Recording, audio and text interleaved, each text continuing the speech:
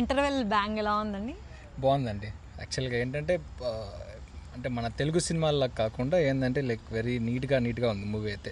Starting నుంచి ending దాకా చాలా బాగుంది. బాలీవుడ్ ఫ్లేవర్ కనిపిస్తుందా మూవీలో? బాలీవుడ్ ఫ్లేవర్ లైక్ ఆల్మోస్ట్ నీకు బాలీవుడ్ సినిమాలాగే ఉంది. బట్ ఆల్ టుగెదర్ ఏంటంటే ఇద్దరిని ఈక్వల్గా చూపించారు through out the movie.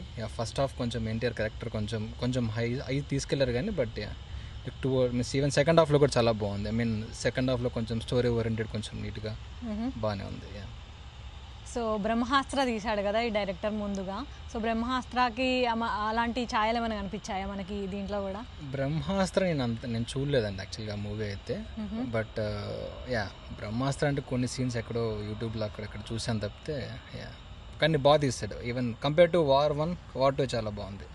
Tiger Shroff ఉన్నాడు ఇప్పుడు వార్ 2లో కూడా? లేడు.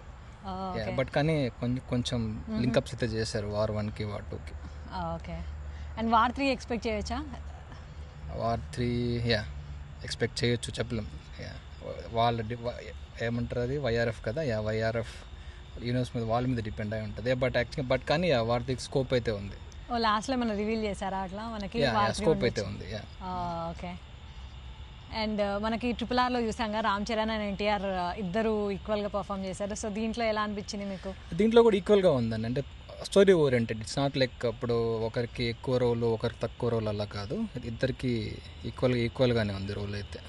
కానీ మనకి ఎన్టీఆర్ తగ్గట్టుగా కొన్ని సీన్స్ అయితే పడ్డాయి. అంటే ఫ్యాన్స్కి కావాల్సిన మూమెంట్స్, ఆ హైస్ అయితే మూవీలో ఉన్నాయి. అలాంటివి లేవు. అలాంటివి అయితే లేవండి.